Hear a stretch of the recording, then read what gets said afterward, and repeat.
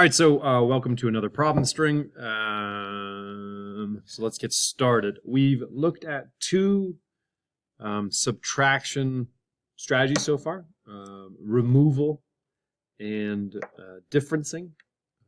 And so maybe thinking of those two strategies, go ahead and solve the problem 65 minus 38. All right, so this is what you could have done. You could have done one of two ways.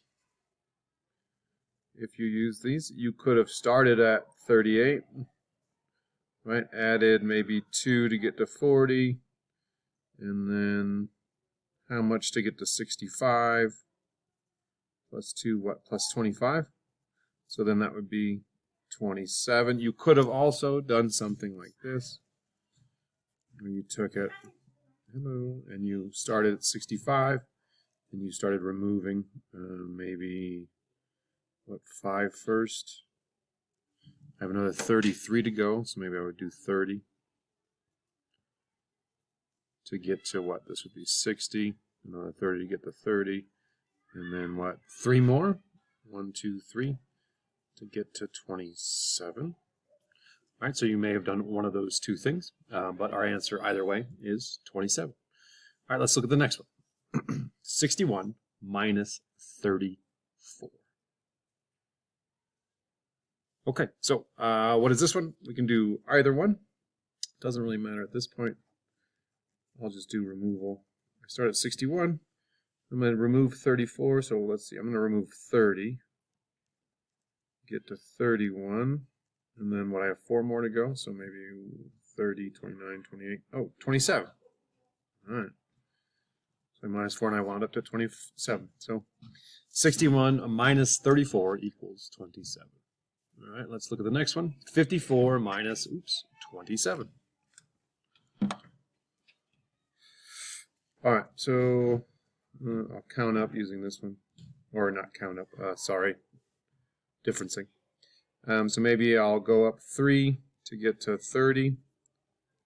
I need to get to 54, so 30 plus 24, right?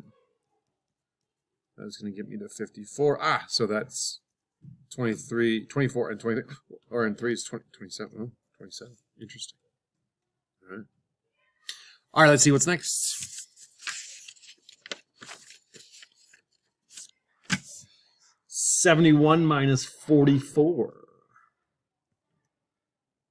Okie dokie, artichoke. Maybe 71. If I remove 40, that's going to give me to 31, and then I take 4 away. 30, 29, 28, 20. Oh, interesting. I'm taking 4 away, I got to 27. Do I see a pattern forming? I think so. All right, let's see. 57 minus 30. I'm just going to start at 57. I'm just going to take 30 away. And that gets me to 27. And the last one is 70 minus 43. All right, let's go. I guess I can start at 43.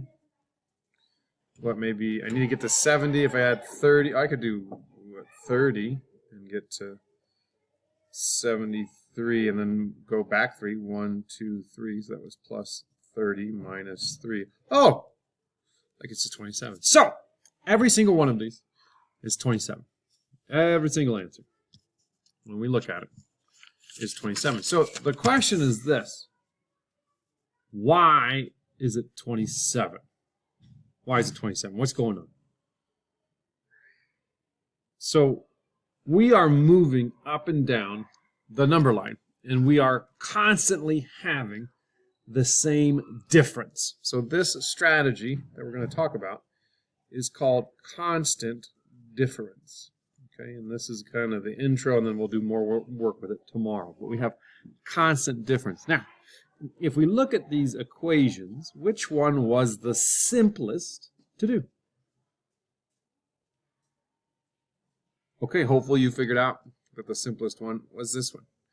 57 minus 30. Why is 57 minus 30 the simplest one? Well, when we have our subtrahend, I believe I got that right. When that has that 0 in there, man, it makes life easy. Okay, when both digits are less than the digits in the other one, man, makes our life super, super easy. Now, why on earth is this important? Why on earth is constant difference important when we're dealing with decimals? Great question. Shall we find out? Yes, so keeping in mind that I could have started with any of these problems. So I could have had 65 minus 38. And what? I could have taken 8 away, right, from 38 to get to 30, and taken 8 away from 65 to get to 57. Let's look at this one. If I have 61 minus 34, I take 4 away to get to 30. I take 4 away, I get to 57. Let's look at this one. 54 minus 27. I add 3 to get to 30. I add 3, 57. 71 minus 44. I take away 14 to get to 30. I take away 14. I get to 57. And here, 70 minus 43. I take away 13 to get to 30. I take away 13, I'll get to 57. So as long as I'm taking away or adding the same number to each of those numbers, I keep my difference constant. Very, very, very, very, very, very important. Let's look at a decimal example, and then you'll do one more on your own. So 17 and 2/10 minus 8 and 9/10. How on earth could we use what we've just been learning to solve that? Go for it. All right, so what can I do? I don't have to do what they tell me. Okay, I can stand up, I can revolt. I can say, you know what? I'd rather this be 9. Well, how do I get to 9? Well, I have to add 1/10, okay, to make it 9, which means I have to add 1/10 to my other number, so that I get to 17 and 3/10 minus 9. Well, now, this should be a little bit more straightforward. It should be simpler. I don't like using the word easy, but I can use the word simple. So if I'm at 17 and I take away 9, I'm just going to get to 18, and that 3/10 is just sitting there like that. And there you go. So there's one more to try. Go to the form, see how it goes. Remember to rewrite the equation to show that you understand the strategy, and off we go. Bye.